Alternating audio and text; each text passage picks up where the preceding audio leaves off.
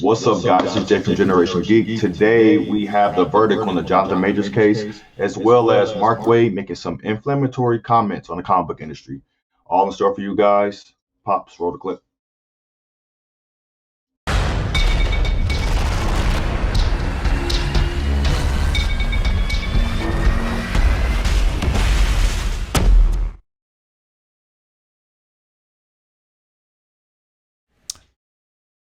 Hey, what up, son? What up, on? all y'all out there in YouTube land? What's up, people? What's good with it? I am Doc Solo. I'm the OG. I'm Daddy O. I'm the proud papa of this one, bearded one over here, as well as four others. And welcome to another exciting installment of Generation Geek, where you get perspective from two generations of fandom. Me as a longtime comics and animation aficionado, as well as industry professional, and the seed I spawned, who grew up in such a culture. Grew up in all the culture, like going to all the Comic Cons and all the conventions and meeting all the artists from a very young age. So definitely two unique perspectives, real and uncut and honest. Absolutely. That's all we got. We got to keep it a buck. And so this week, it's been interesting, real interesting. I go so far to say the Johnathan Majors case finally came back, and out of 4 of the charges, they found him guilty on 2. Now, before we dive into this, let's kind of lay the table a little bit. Now, keep in mind, with all the attention that this case has gotten, it's a little disconcerting to me personally that I get it from a media standpoint, but it's a little disconcerting to me that so many cases don't even go this far with similar elements. And I'm saying that from the experience of a 27-year law enforcement professional, former police supervisor here in the Chicagoland area, and retired Chicago police officer. And so we're talking misdemeanors here. Yeah. We're talking misdemeanors, number one. Not to belittle the impropriety of what took place, because things should never go that far, right? Nope. Right? You agree with that, son? Yeah, especially when it comes, obviously. You pull up to the mic. Can't hear you. Oh, you can hear me? Yeah, no, especially. Is your mic out? Is it? Can you hear me? Nope, really can't hear you. Oh, I can hear you. Yep, I got you. Go ahead. We good? Yep, we good. Oh, yeah. Especially when it comes to, domestic things, relationships and stuff like that. Especially more so when it comes to, men and women. That's always going to be looked at and shown in a different light, not even going into the whole race thing, but when it just comes to men and women in general, as men, we always hold the burden, especially when there's any type of evidence of bruises or any type of physical altercation. We always look at it as the aggressors from the jump, simply because we are, naturally stronger, things like that. So never a good situation to be in. Okay. I absolutely well said. Now, for those of you who may not have been on planet Earth since this trial, this whole situationship started, I believe he met Miss Jabari on the set of Quantumania. Yep. Right? Quantumania. I think she was an extra or whatever. I don't know. I think she's worked in, I think it was makeup or something. Something like that. He met her on the set of Quantumania. Yeah. So anyway, she was on that set. And so, again, we're still talking about a misdemeanor. We're not talking about a felony. If you pay attention to the news outlets, you'd swear up and down that he beat the dog crap out of her. Now, granted, it should have never gotten physical, period. For sure. Period. But apparently there was a text that she saw from another woman, "Wish I was kissing you right now," something like that. And she snatches his phone. And one of the things that we all been through that. Yeah. We all been through that. Guilty. Ooh, guilty. Guilty as charged. But we worked through it. Me and his mama, we worked through it. We got through it. And so with the grace of God. But apparently inappropriate text was sent, right? To be in a relationship. Right. Relationship. Right. And she snatched his phone. Now, for those of you all who's like, well, you know, so she snatched his phone. Why did he get physical? Well, here's one of the things as we get to look at, you know, some news footage. I think this is from one of these news outlets. You have a right to use physical force to take your to retrieve your property when your property has been stolen from you. OK, when it's been taken from you unlawfully. OK, that law is in every state. OK, now, granted, I'm here in Chicago and Illinois. I'm sure the verbiage may read a little different from state to state. I am not an attorney, but I have rubbed shoulders with so many in all of my cases. And I was real good at reading the law and writing good reports. My reports were always solid, right? Because I knew the law and I knew how the law read.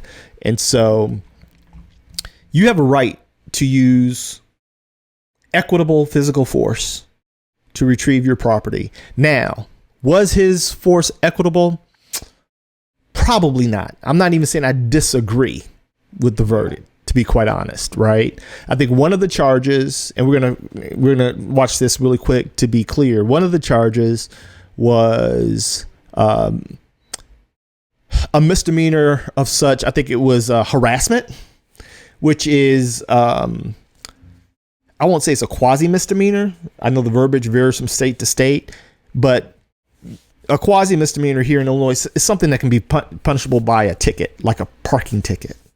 Okay, and it's the same in Illinois. In New York, wherever it was tried, it's something that could be punishable by a ticket. Okay, and the other charge he was guilty of was reckless assault. Now, here in Illinois, we call it battery. So when people say assault in Illinois, just for clarification, assault in Illinois is verbal. Okay. Batteries when you put your hands on somebody.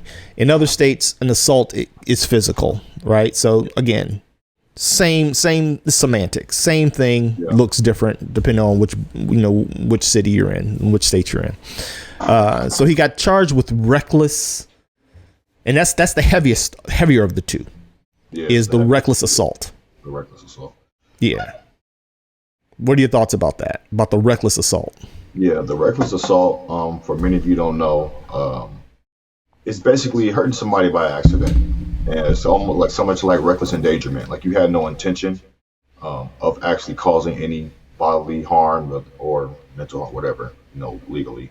But he had no intentions on hurting her.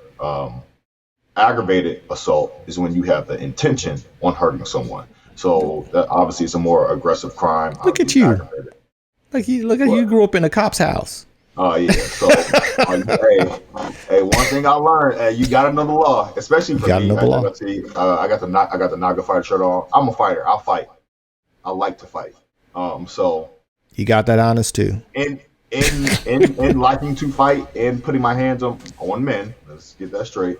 Be clear. Let's be very clear. He fights under ref conditions. Yeah. Fighting men. I have to know within the lines of the law and on how far I can defend myself, depending on the situation and what level of physicality the situation calls for. I need to know these things. So, and growing up on this, I always made sure that I was always in the right, no matter what situation I was in. Even if I had to trick somebody into that situation, I'm like, all right, you step in my space. Not tricks. It's called being savvy. Or being savvy. Being savvy. Be clever. Being clever. Right. So if I did have to, go to court, police, I was I was justified in my actions, whether it's somebody getting too close to my personal space or making a threatening comment towards me, in which I had to defend myself. I need to know these things. So, and reckless assault again, which I think came from the video of him trying to get him off of her, put her in the car, or something like that. That's where the majority of her injuries were sustained from what we've seen. So, again, as you said, that's almost the same level as a parking ticket. But because of it being who he is, and obviously being a black man, obviously having to do with Disney, his stardom, whatever, is being blown up to something that none of us would ever hear about from anybody else. From your next door neighbor, you would never hear about this. Like, it would be the smallest thing. The man might as well would have ran a red light or something and got a camera ticket or something. So now, granted, since OJ back in the day, I remember I was actively on the streets when that whole thing went down and saw the laws change and take a stronger stance against domestic violence. The state has been more apt to assume responsibility for charges if an alleged victim chooses not to press charges against her alleged offender, right? And so with that being said, I also witnessed, once that came down and that was being reinforced, an alarmingly disproportionate amount of cases that the state was not willing to take on in our black and brown communities that were domestic violence. They were just to be charged accordingly. If the victim, we won't necessarily, I won't make it a gender thing, because I've also done a plethora of cases where men were the victim, right? Where the victim chose not to press charges.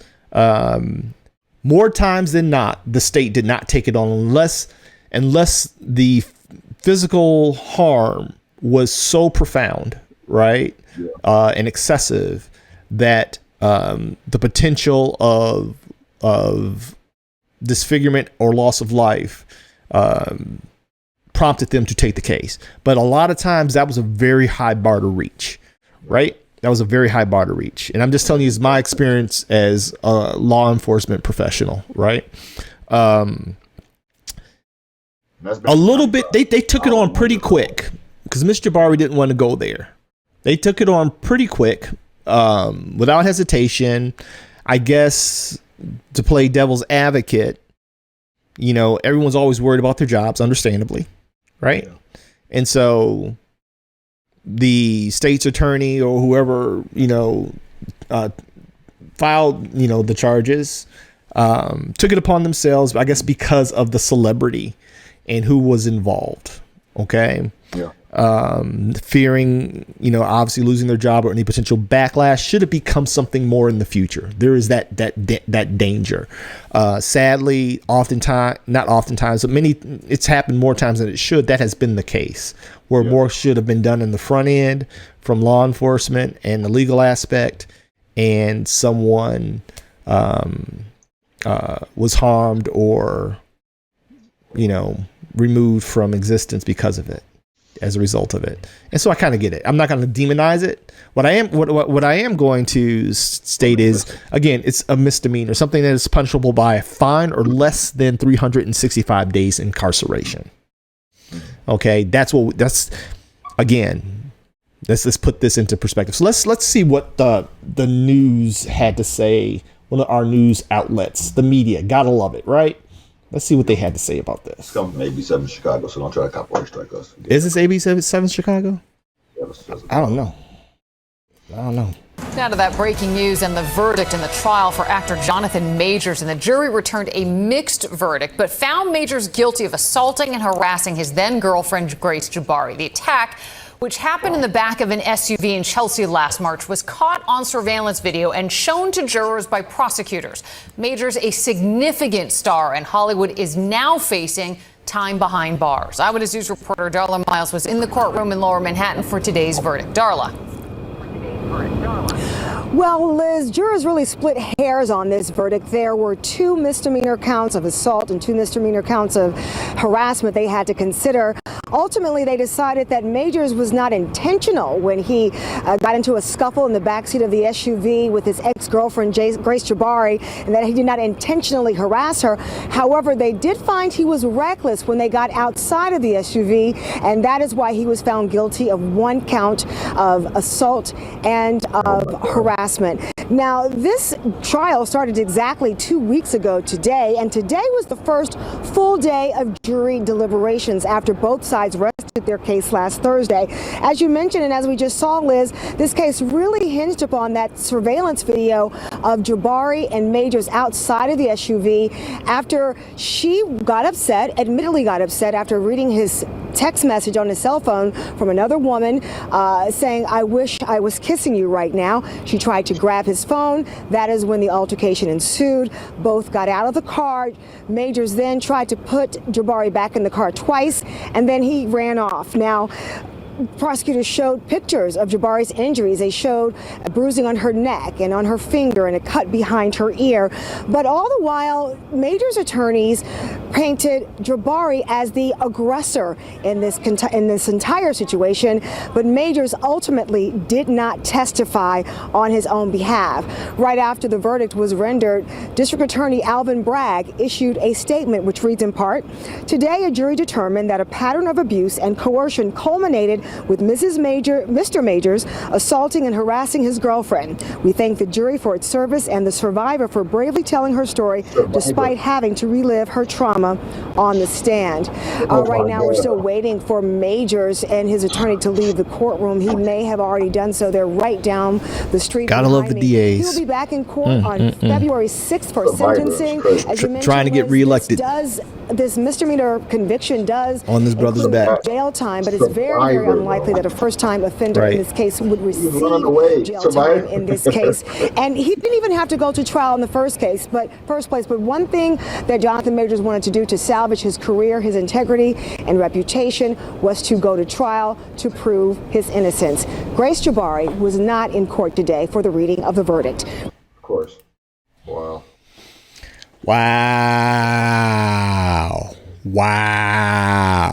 Wow. The DAs.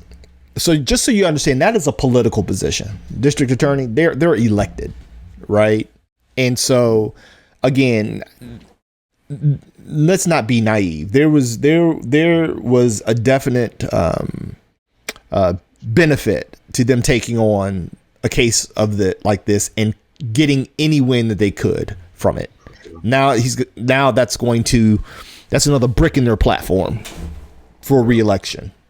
Okay, just to know that. So I'm sure the DA is pleased as a peach with this misdemeanor conviction. One less than misdemeanor conviction. I know they call it there. We call it quasi here, right? And one misdemeanor conviction of unintentional.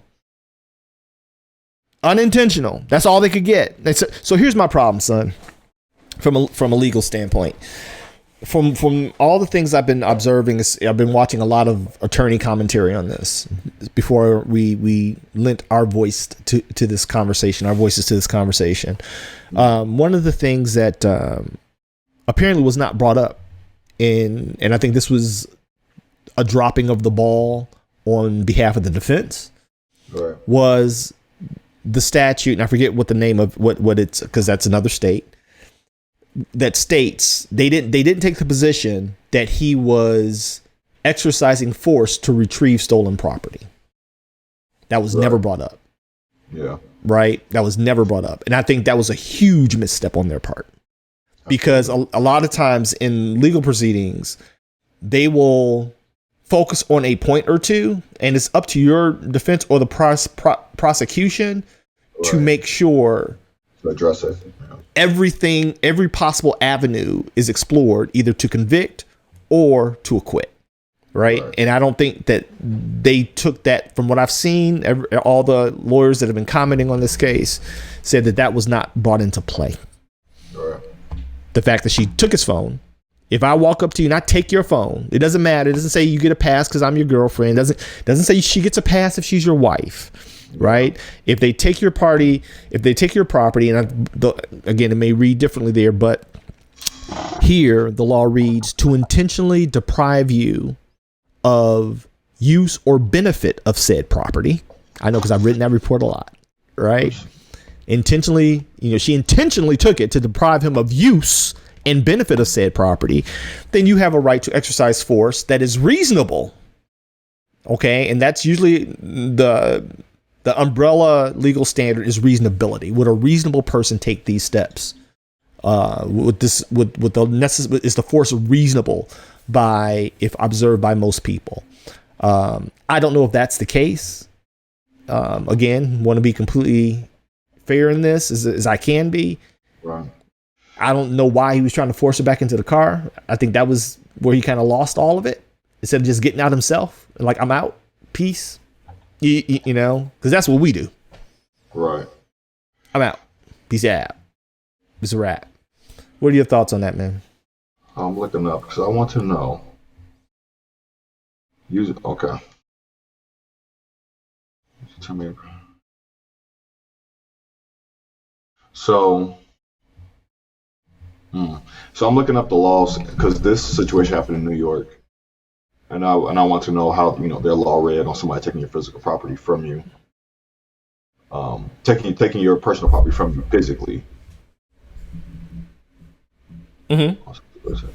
But I haven't been able to find it yet. But anyway, I believe it's a bunch of or hogwash.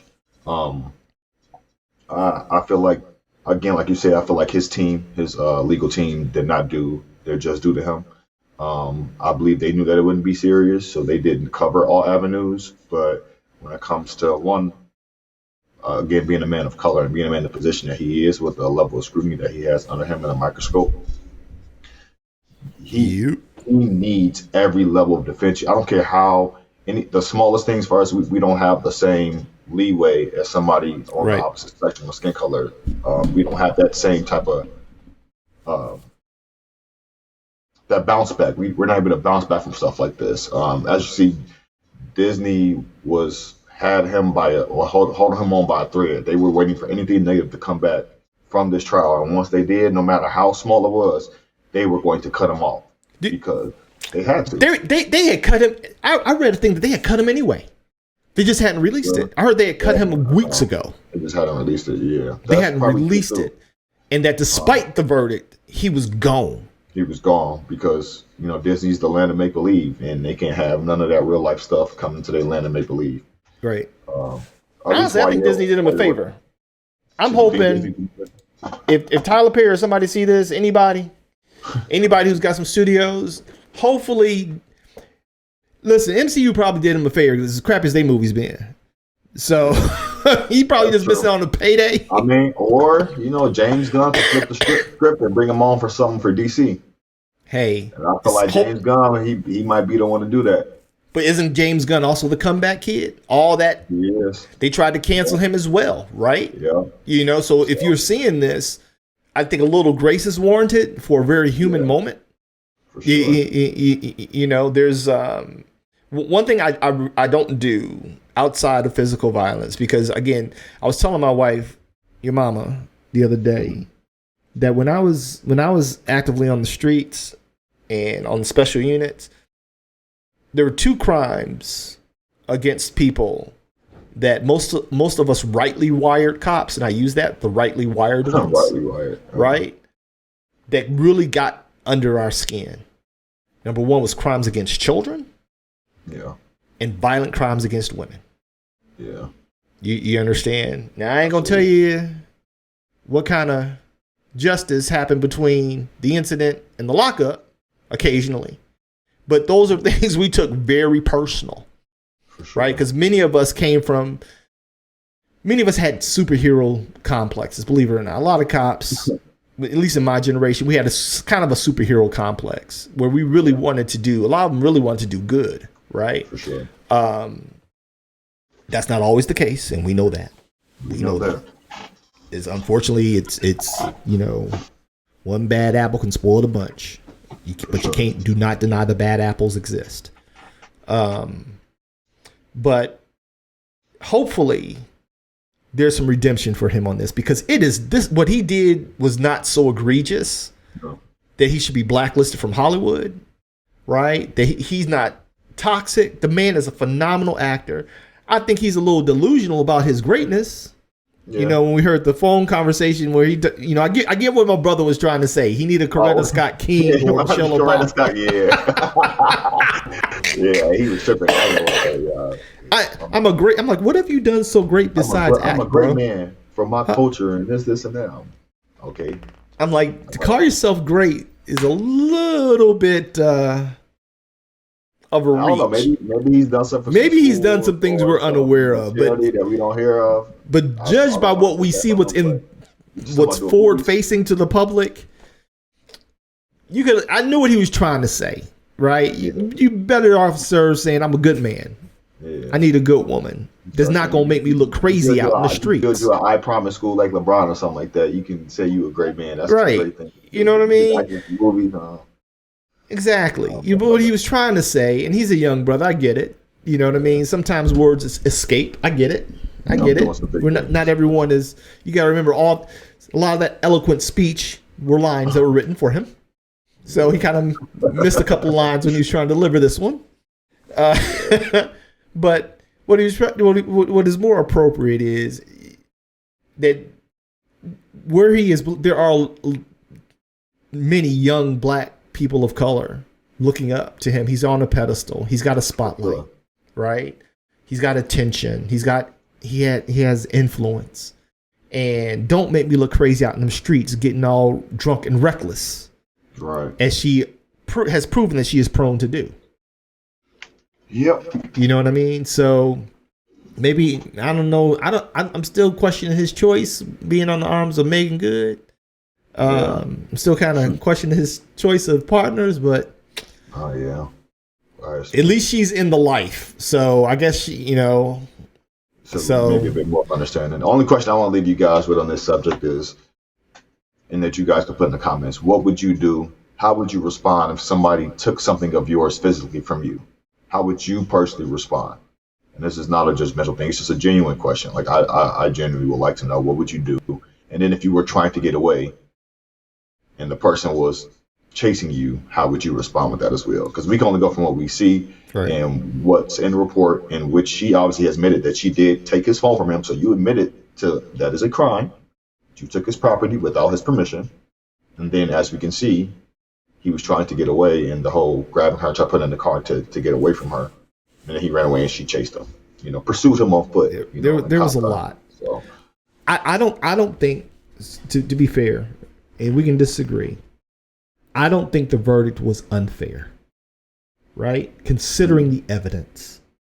Mm-hmm. You dig what I'm saying? Considering the video evidence, I don't really think that it was an unreasonable. What they did was called a splitting the baby verdict, right? Where they had to give the DA something, which I'm sure they really pressed for, but you're not going to get everything you're asking for. If you all know the Bible, Solomon was willing to cut the baby in half. To determine the real mother. Right. So this is a split the baby moment in court. I don't think it was unfair per se, the actual verdict. What I think is unjust is the possibility that this man loses his livelihood. It's already cost him hundreds of millions of dollars at this point, right? Everybody's dropped him. So I'm praying for this brother. Literally, I'm praying for this brother, because he knew it. He knew it. He probably does have some character flaws with that temper. He admitted that, right? He admitted that. He owned that. Yeah. So he probably needs to work on that. But I think that this is a setup for a heck of a redemption story. You know what I mean? Because it could have been so much worse. And I know that's not to absolve the inflammatory nature of this entire case, because it was so inflamed for a misdemeanor. I'm gonna keep saying that it was a bunch of misdemeanor, a bunch of stacked misdemeanors. We stacked. So here's the thing, just so you all know, in law enforcement, when we have similar cases, it is a common practice to stack charges, right?